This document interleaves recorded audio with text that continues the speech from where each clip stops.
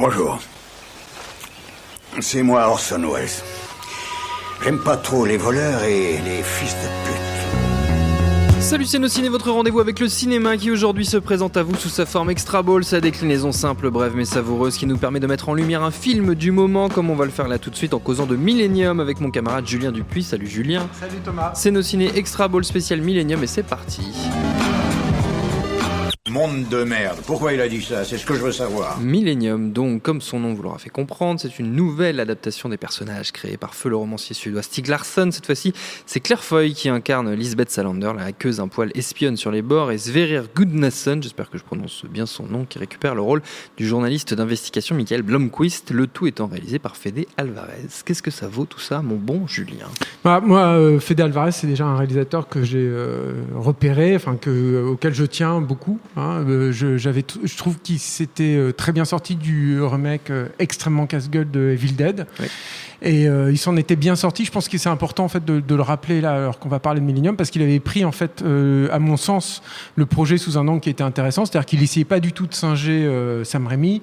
Il était parti très clairement dans plus une histoire de personnage en fait. Il était dans une horreur beaucoup plus crue et beaucoup plus viscérale en fait quelque part. Et tous les espoirs qu'on pouvait pas placer en lui étaient concrétisés par son film suivant qui est formidable, moi je trouve, qui s'appelle Don't Breathe, La Maison des Ténèbres. Oui.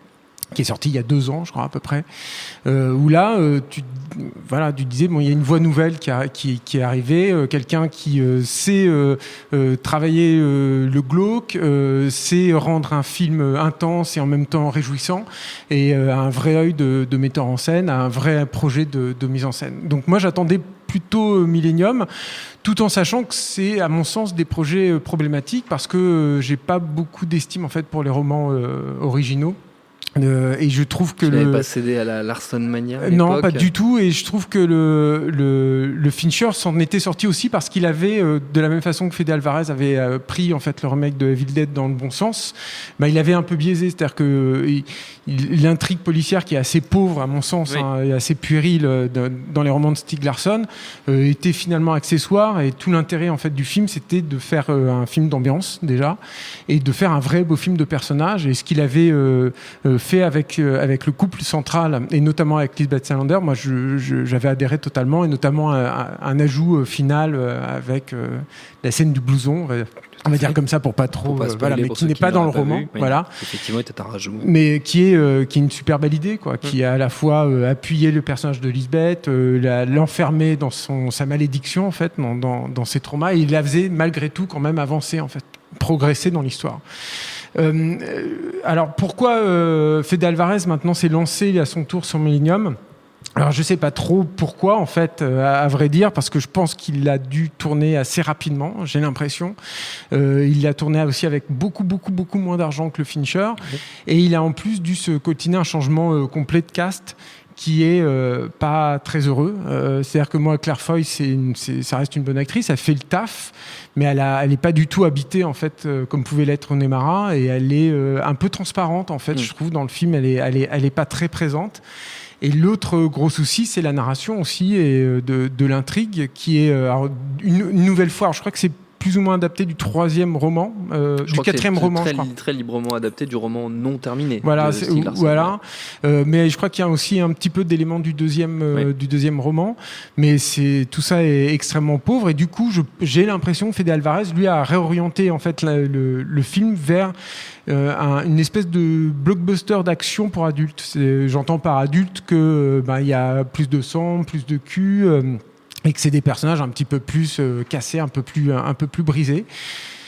Parfois, il y arrive, surtout au début. Il y a une scène où il iconifie à mort Lisbeth Salander comme une espèce d'archange de la mort. C'est pas très fin, il n'y a pas la finesse de Fincher pour le coup, mais ça fonctionne, c'est assez réjouissant, ça fonctionne plutôt bien. Et il y a dans le film, éparpillé comme ça, quelques scènes d'action aussi qui fonctionnent très bien. Il y a une poursuite en moto qui est assez formidable, et une scène aussi de confrontation dans une salle de bain avec un père qui est bien planté en fait, avec quelques actions. Et là on voit encore qu'il y a un vrai metteur en scène, et de temps en temps aussi il y a des velléités de mise en scène poussées jusqu'au bout, en fait, qui fonctionnent bien, des caméras qui chutent avec les personnages et qui continuent à chuter avec les personnages jusqu'au bout, par exemple. Tout ça, c'est assez formidable. Après, le gros souci, c'est que malgré tout, il n'arrive pas à se dépêtrer, en fait, de ce scénario qui est vraiment imbitable, assez crétin. Et ça, c'est un comble, en fait, pour un film qui mise tout sur l'action, enfin en tout cas une grosse partie sur l'action, qui en plus a des vrais gros soucis de rythme. Le film est assez laborieux, etc. Donc tout ça pour dire que pour moi, l'enjeu, en fait, du film, c'est aussi de savoir qu'est-ce qu'on est en droit d'attendre, en fait, de Fede Alvarez. Oui. Moi, pour l'instant, en fait, au sortir de Millennium, ce qui ne me tue pas, je continue à croire que c'est un bon cinéaste. Je vais juste suivre, en fait, la suite de sa carrière avec un peu plus de circonspection. C'est-à-dire que je pense que, voilà, pour la première fois, en fait, c'est la première fois, c'est son 3e film, oui, uniquement, mais on voit quand même ses limites. C'est-à-dire qu'il ne peut pas sublimer non plus des carences budgétaires, il peut pas sublimer un scénario à problème, il peut pas non plus sublimer des soucis de cast. Et c'est vrai que le nouvel acteur, par exemple aussi, qui fait Michael Blomqvist, alors, c'est une vraie chaussette, quoi. Il est totalement absent, quoi.